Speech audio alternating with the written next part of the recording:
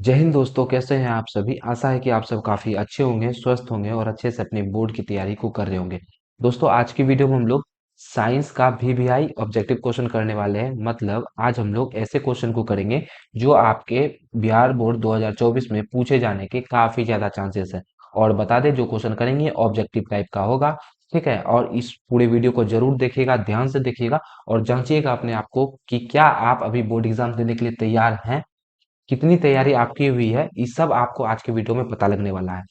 हम आपको 40 क्वेश्चन कराएंगे और 40 क्वेश्चन का आप लोग आंसर लिखते हुए जाइएगा और मिलाइएगा कि कितना आप सही करते हैं, कितना गलत करते हैं। इसी से आपको पता लग जाएगा कि आप कितना पानी में हैं। ठीक है, इसका पीडीएफ आपको हमारे टेलीग्राम चैनल अनुराग मैथ्स इंस्टीट्यूट में मिल जाएगा। जैसा कि आपको पता है, वहाँ पे क्यूज भी होता है, क्लास का नोटिफिकेशन भी मिलता है और क्लास का पीडीएफ भी मिलता है। तो टेलीग्राम चैनल जरूर से ज्वाइन कर लीजिएगा। समय को बर्बाद नहीं करते हैं, चलते हैं क्वेश्चंस पर। और देखिए, जैसा हम आपको पहले ही बता चुके हैं कि क्वेश्चन को मिलाते हुए जाइएगा, एक एक क्वेश्चन को। ठीक है, पहले आंसर आप लोग लिखिएगा, उसके बाद यहाँ से मिला लीजिएगा। चलिए चलिए, तो पहला क्वेश्चन है, दर्पण के सामने किसी भी दूरी पर स्थित वस्तु का प्रतिबिंब सीधा प्रतीत हो तो वह कौन सा दर्पण होगा। केवल समतल होगा, केवल अवतल होगा, केवल उत्तल होगा या समतल या उत्तल दोनों होगा। तो फटाफट आप लोग कॉपी पे अपना आंसर लिखेंगे कि एक ऐसा दर्पण है जिसमें कहीं पर भी फोटो वस्तु को रख देंगे तो उसका फोटो कैसा बनेगा, सीधे बनेगा। तो कौन सा दर्पण होगा, फटाफट कॉपी पर लिखेंगे A B C D क्या होगा इसका आंसर। ठीक है, उसके बाद हम आपको बताते हैं आंसर। आशा है आंसर लिख लिए होंगे। चलिए अब हम आपको बताते हैं। देखिए, बोल रहा है कोनो भी दूरी पर रखें तो वस्तु का प्रतिबिंब हमेशा सीधे बने। तो सीधा बनने वाला दो दर्पण का नाम हम लोग को पता है। देखिए, पहला तो समतल दर्पण का है कि समतल दर्पण के जो जिससे हम लोग चेहरा देखते हैं, आईना देखते हैं, उसमें कहीं पर भी मुंह रखेंगे तो मुंह का जो बाल है, बाल ऊपरे बनेगा। और दाढ़ी नीचे होता है तो दाढ़ी नीचे ये होगा। ऐसा हो सकता है कि दाढ़ी ऊपर चला जाए, बाल नीचे आ जाए? नहीं होगा ना। तो मतलब कि समतल दर्पण में हमेशा क्या होता है कि सीधा प्रतिबिंब बनता है समतल दर्पण। मतलब ऑप्शन नंबर ए तो सही बोल रहा है। तो ऐसा नहीं कीजिएगा कि ए मार के चल दीजिएगा, ना भैया, गलत हो जाएगा। अब बी देखते हैं, अवतल देखते हैं, केवल अवतल। खाली अवतले में ऐसा होता है क्या? तो देखिए, अवतल दर्पण का अगर बात करें तो अवतल दर्पण में ज्यादातर फोटो जो है इधरे बनता है। और इधर बनने की वजह से क्या होगा, वो नीचे कट जाता है तो नीचे बन जाता है। तो केवल अवतल, अवतल में तो बनबे नहीं करता है। शायद एगो कंडीशन ऐसा है जिसमें बनता है, तो अवतल तो होगा नहीं।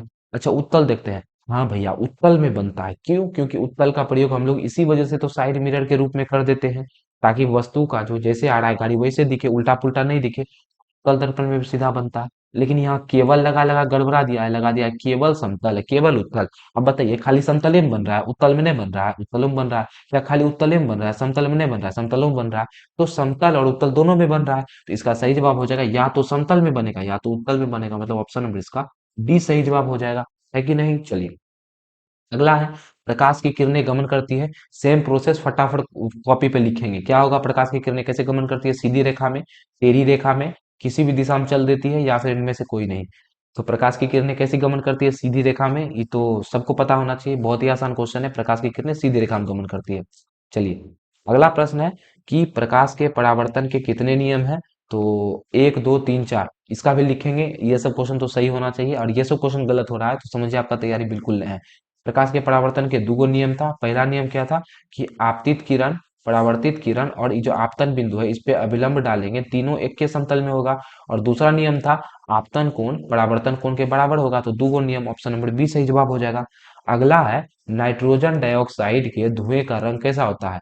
लाल, भूरा, हरा, पीला। इसका आंसर लिखेंगे। इसमें थोड़ा सा कंफ्यूजन हो सकता है आपको, लेकिन फिर भी लिखेंगे, गलती से नहीं डरेंगे। नाइट्रोजन डाइऑक्साइड का धुएं का रंग कैसा होता है? तो नाइट्रोजन डाइऑक्साइड के धुएं का रंग भूरा होता है। ऑप्शन नंबर इसका ए बिल्कुल सही जवाब हो जाएगा। ठीक है, चलिए, अगला प्रश्न है कि चीनी का रासायनिक सूत्र होता है CH3COOH, C6H12O6, C12H22O11। यहाँ से लिखा है C12H22O11 और ये लिखा है CH3CHO। अब बताइए क्या होगा, CH3COOH होगा कि C6H12O6 होगा कि C12H22O11 होगा कि CH3CHO होगा। तो चीनी का रासायनिक सूत्र बाबू याद रख लेंगे, C12H22O11 होता है। और ये भी आपसे पूछ देगा कि ग्लूकोज का सूत्र क्या होता है। तो ग्लूकोज का सूत्र C6H12O6 होता है। क्या चीज का होता है? ग्लूकोज का होता है। इसको कॉपी पे लिखेंगे, जहां लिख रहे हैं ना उसी के बगल में लिख लेंगे, ग्लूकोज का सूत्र C6H12O6 होता है। काहे कि क्वेश्चन पूछा जाता है, बार बार पूछता है। ठीक है, तो ये लिख लेंगे। चलिए, अगला है, निम्न में कौन ऑक्सीकरण की क्रिया नहीं है? किसमें ऑक्सीकरण नहीं हो रहा है? तो दहन में, जलने के लिए ऑक्सीजन चाहिए। श्वसन में श्वसन होना चाहिए, शोषण नहीं होना चाहिए, श्वसन होना चाहिए, इसके लिए भी ऑक्सीजन का जरूरी होता है। भोजन के पचने के लिए भी होता है। अवक्षेपण के लिए ऑक्सीजन का कोई जरूरी नहीं होता है, तो अवक्षेपण जो है ऑक्सीकरण की क्रिया नहीं है। चलिए, अगला प्रश्न है कि रासायनिक अभिक्रिया के दौरान किसी पदार्थ में ऑक्सीजन का योग क्या कहलाता है? किसी पदार्थ में ऑक्सीजन का जुटना क्या कहलाता है? ऑक्सीकरण कहलाता है, अवकरण कहलाता है, संक्षारण कहलाता है, या फिर कोई नहीं कहलाता है? फटाफट आंसर देंगे, क्या कहलाता है किसी रासायनिक अभिक्रिया के दौरान ऑक्सीजन का योग, ऑक्सीजन का जुड़ना? तो देखिए, किसी रासायनिक अभिक्रिया में यदि ऑक्सीजन जुड़ रहा है, ऑक्सीजन ऐड हो रहा है, उसको बोलेंगे ऑक्सीकरण। यदि ऑक्सीजन माइनस होगा तो उसको बोलेंगे अवकरण। ठीक है, समझ गए? चलिए, साग सब्जी का विघटित होकर कंपोस्ट बनना किस प्रकार की अभिक्रिया है? साग सब्जी क्या हो रहा है? विघटित होकर कंपोस्ट बन रहा है। संयोजन अभिक्रिया है, वियोजन है, विस्थापन है, या द्विविस्थापन है? तो देखिए, साग सब्जी पहले समूचा था, अब वो सड़ रहा है, कंपोस्ट हो रहा है, टूट रहा है, तो वियोजन हो रहा है। टूटने को क्या बोलते हैं? वियोजन। ऑप्शन नंबर इसका बी बिल्कुल राइट आंसर हो जाएगा। चलिए, अब आगे देखते हैं। हम्म, हम्म, हम्म, हम्म, अगला प्रश्न है, और थोड़ा सा ऊपर अगला प्रश्न है, उपचयन वह प्रक्रिया है जिसमें होता है, उपचयन में क्या होता है?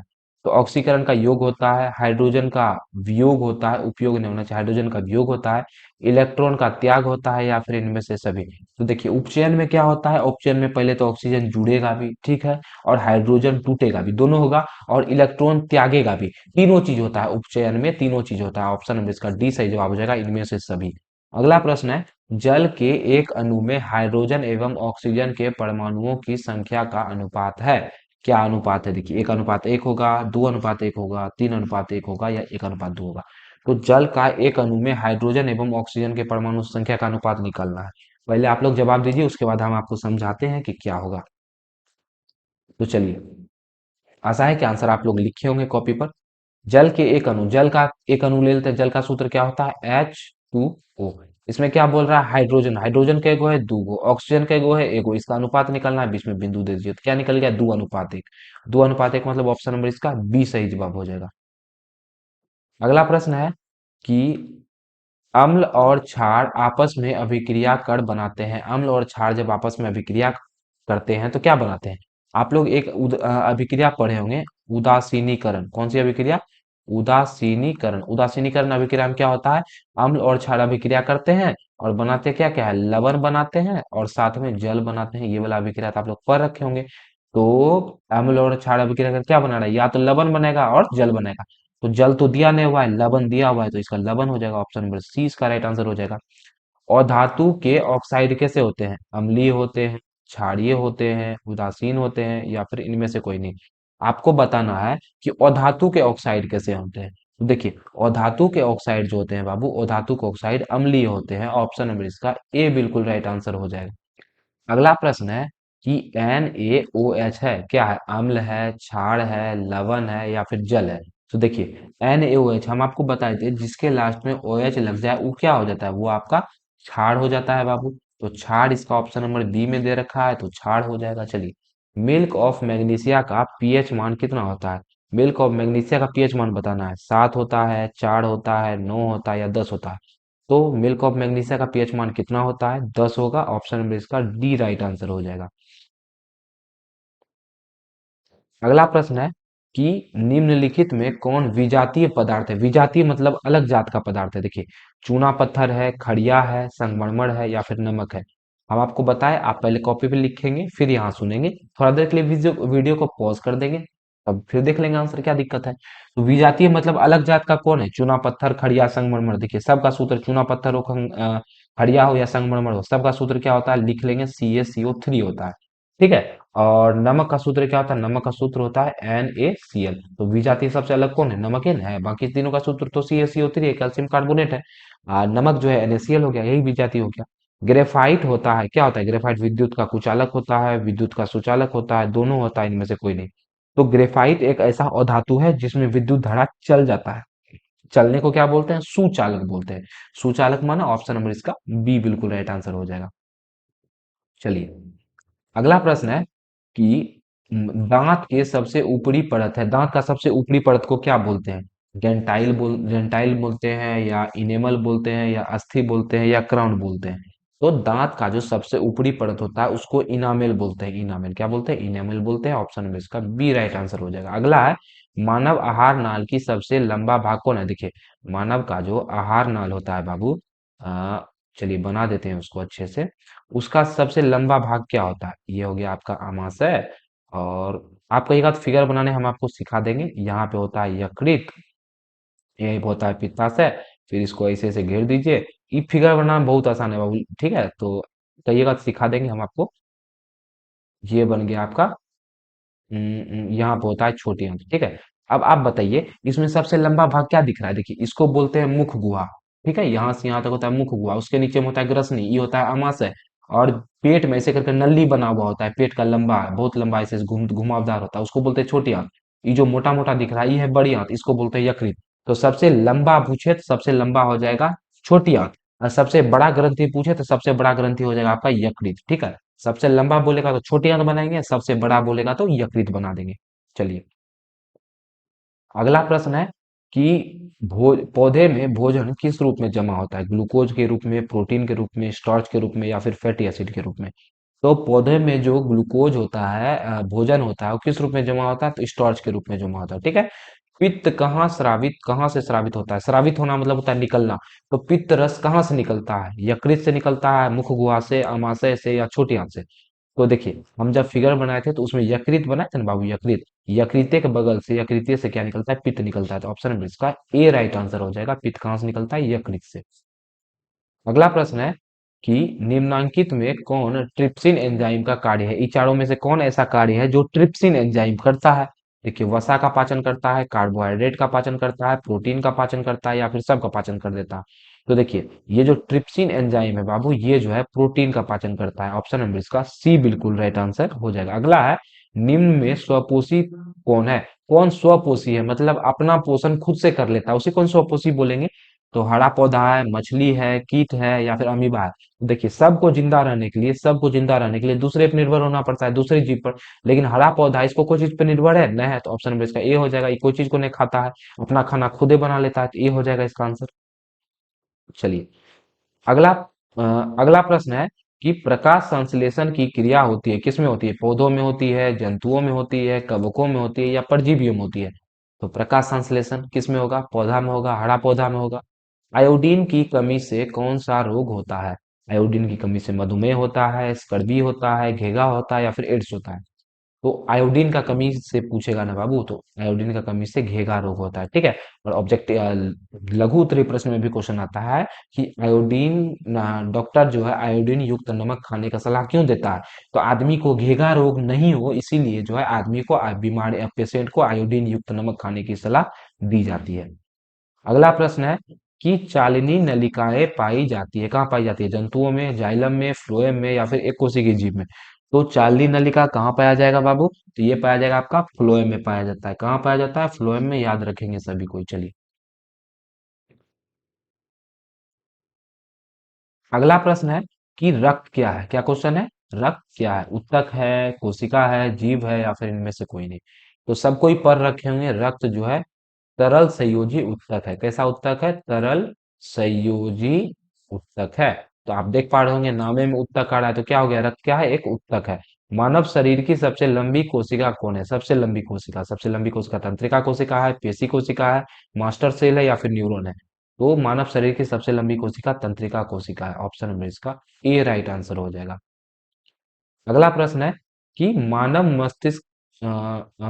मस्तिष्क का औसत भार कितना होता है? 1 किलो, 2 किलो, 1.4 किलो, इनमें से कोई नहीं? तो देखिए, मस्तिष्क का, दिमाग का जो भार होता है 1.4 किलो होता है। ऑप्शन नंबर सी सही जवाब हो जाएगा। मस्तिष्क उत्तरदायी है, मस्तिष्क क्या चीज के लिए उत्तरदायी है? सोचने के लिए है, हृदय स्पंदन मतलब दिल के धड़कने के लिए है, या फिर शारीरिक संतुलन के लिए है, या फिर सब के लिए है? मस्तिष्क जो है, दिमाग, ये सोचने के लिए भी जरूरी है, शारीरिक संतुलन के लिए भी, और हृदय स्पंदन के लिए भी। तो ऑप्शन नंबर इसका डी राइट आंसर हो जाएगा। सबके लिए जरूरी है, दिमाग नहीं रहेगा तो काम नहीं होगा। अगला प्रश्न है कि दो तंत्रिका कोशिका के मध्य खाली स्थान को कहते हैं, क्या बोला जाता है? दो तंत्रिका कोशिका के बीच के खाली स्थान को क्या बोलते हैं? ध्रुमिका बोलते हैं, सिनेप्स बोलते हैं, एक्सोन बोलते हैं, या आवेश बोलते हैं? तो क्या बोला जाता है बाबू, सिनेप्स बोला जाता है। ऑप्शन नंबर इसका बी राइट आंसर हो जाएगा। अगला क्वेश्चन है, वायु में प्रकाश की चाल निर्वात की अपेक्षा होती है। देखिए, हवा में प्रकाश का चाल निर्वात की अपेक्षा क्या होगा, मतलब हवा में प्रकाश का चाल कम होगा, निर्वात में जहां कुछ नहीं वहां ज्यादा होगा। तो हवा में क्या हो रहा है, कम हो रहा है, तो कम। ऑप्शन नंबर इसका ए राइट आंसर हो जाएगा। अगला प्रश्न है कि लेंस के मुख्य फोकस की संख्या कितनी होती है। लेंस में मुख्य फोकस का संख्या कितना होता है, कोनो लेंस ले लीजिएगा, एगो फोकस ई वाला दीवार का इधर होगा और इधर वाला दीवार का इधर फोकस होगा, तो दो गो फोकस होने हैं। ऑप्शन में ये सही जवाब हो जाएगा। चलिए अगला प्रश्न है कि लेंस में आवर्धन बराबर सूत्र होता है। अब देखिए, लेंस में आवर्धन मतलब एम बराबर सूत्र क्या होता है, भी बटे यू होता है कि नहीं होता है, यही होता है। तो भी बटे यू, ऑप्शन नंबर इसका ए राइट आंसर हो जाएगा। चलिए अगला प्रश्न है कि निम्नलिखित में किसका अपवर्तनांक सबसे अधिक होता है, सबसे ज्यादा अपवर्तनांक किसका होता है, यही बताना है। चलिए ऑप्शन पढ़ते हैं। ऑप्शन नंबर ए है, वायु का अपवर्तनांक सबसे ज्यादा होगा, बर्फ का होगा, कांच का होगा या हीरा का होगा। तो सबको पता है कि हीरा का अपवर्तनांक 2.42 होता है। ऐसा क्वेश्चन आपका ऑब्जेक्टिव में और सब्जेक्टिव में तो आता ही है कि हीरे का अपवर्तनांक 2.42 है। इसका कथन का क्या तात्पर्य है। ऑप्शन नंबर इसका डी राइट आंसर हो जाएगा, हीरा का अपवर्तनांक सबसे ज्यादा होता है। चलिए अगला प्रश्न है कि निम्न में कौन लेंस की क्षमता का मात्रक है। लेंस की क्षमता का मात्रक कौन है, जूल है, वाट है, डायोप्टर है या अर्ग है। तो लेंस की क्षमता को किससे मापते हैं, तो लेंस की क्षमता को डायोप्टर में मापते हैं। Option number C right answer हो जाएगा। एक उत्तल लेंस की फोकस दूरी 20 सेंटीमीटर है, इसकी क्षमता क्या होगी। देखिए, एक उत्तल लेंस है, लेंस कैसा है, उत्तल लेंस। अब देखिए, उत्तल लेंस हो चाहे दर्पण हो, इसका फोकस प्लस में होगा, प्लस का 20 सेंटीमीटर। और निकालना क्या है, क्षमता निकालना है। तो चलिए, सूत्र होता है P बराबर 1/f, लेकिन f क्या चीज में होना चाहिए, मीटर में होना चाहिए। यहाँ क्या चीज में, सेंटीमीटर में। मीटर में बदलने के लिए 100 से भाग देंगे, एक शून्य से एक शून्य कट जाएगा, दो से ही 5 बार में कट जाएगा। f यहाँ से निकल गया 1/5। 1/5 को जब यहाँ रखेंगे तो क्या हो जाएगा, 1/1/5। देखिए f की जगह पे 1/5 रखे, 5 ऊपर जाके हो जाएगा, खाली 5 हो जाएगा, मतलब खाली 5 डायॉप्टर, प्लस का 5 डायॉप्टर। ऑप्शन नंबर इसका सी राइट आंसर हो जाएगा। अगला प्रश्न है कि निम्न में कौन सा दर्पण, कौन सा पदार्थ लेंस बनाने के लिए प्रयुक्त नहीं किया जा सकता। कौन सा पदार्थ का उपयोग हम लोग लेंस बनाने में नहीं करते हैं, जल का, कांच का, प्लास्टिक का या फिर मिट्टी का। किसका उपयोग जो है लेंस बनाने में नहीं होता है। आप लोग जानते हैं कि मिट्टी का उपयोग लेंस बनाने में करेंगे, नहीं करेंगे। पुतली के साइज को कौन नियंत्रित करता है, तो आंख का जो पुतली होता है उसको कौन पकड़ के रखता है, तो उसको पकड़ के रखता है पक्षमाभी पेशी। पक्षमाभी पेशी, ऑप्शन नंबर इसका ए राइट आंसर हो जाएगा। अगला प्रश्न है कि आंख का व्यवहार होता है, आंख किस तरह व्यवहार करता है, अवतल दर्पण की तरह, उत्तल लेंस की तरह, समतल दर्पण की तरह, इनमें से कोई नहीं। तो आंख का जब आप लोग फिगर बनाए होंगे बाबू, तो आंख में कैसा लेंस लगा हुआ होता है। आंख का फिगर सब बनाने सीखे हैं कि नहीं सीखे हैं, आंख का फिगर आता है बनाने के लिए। तो यहाँ पे एक लेंस लगा होता है, उत्तल लेंस लगा होता है, और इस जगह पक्षमा भी पेशी होता है। और ये पूरा भाग में क्या भरा रहता है, ये पूरा भाग में भरा रहता है नेत्र द्रव। ठीक है, और यहाँ पे होता है रेटिना, भीतर में परत होता है। नेत्र का चित्र कैसे बना है, इसका वीडियो हम डाल रखे हैं, देख लीजिएगा जा करके। आंख का व्यवहार कैसा होता है, तो आंख का व्यवहार अभी जाने, आंख में कैसा कौन सा लेंस हुआ, उत्तल लेंस हुआ, तो उत्तल लेंस की तरह व्यवहार करेगा। अगला है, एक स्वस्थ आंख का दूर बिंदु कितना होता है। एक स्वस्थ आंख है, एक अच्छा ठीक है, स्वस्थ आंख है, तो इसका दूर बिंदु मतलब दूर कहाँ तक देख सकता है, तो स्वस्थ आंख दूर अनंत तक देख सकता है। नजदीक पूछता तो 25 सेंटीमीटर मारते, बच्चा सब पढ़ता नहीं है, क्वेश्चन सीधा 25 मार के चलाता है, लेकिन अनंत भी हो सकता है आंसर। दूर बिंदु पूछ रहा है, कितना दूर हम लोग देख सकते हैं, तो तारा को देख सकते हैं, तारा अनंत दूरी पर है, तो अनंत तक देख सकते हैं। तो कमेंट करके जरूर बताइएगा बाबू, 40 क्वेश्चन में से आपका कैगो सही हुआ। अभी तक में हम लोग 40 क्वेश्चन पूरा का पूरा ऑब्जेक्टिव कर लिए। और जरूर याद से कमेंट करके बताइएगा कि आप 40 क्वेश्चन में से कितना क्वेश्चन आपने सही किया, ठीक है। ईमानदारी से बताइएगा, कोई बेईमानी नहीं कीजिएगा। अगर आपको आज का वीडियो अच्छा लगा है तो वीडियो को लाइक कर दीजिएगा, चैनल को सब्सक्राइब भी कर दीजिएगा, क्या कैसा वीडियो हम आपके लिए और भी लेकर के आएंगे, और आते ही रहते हैं। और टेलीग्राम चैनल से जरूर जुड़ जाइएगा। और एक बात और बता दीजिएगा कमेंट बॉक्स में कि आपको अगला किस टॉपिक पर वीडियो चाहिए, ठीक है। तो मिलेंगे आपसे अगले वीडियो में, तब तक हंसते रहिए, मुस्कुराते रहिए। जय हिंद, जय भारत।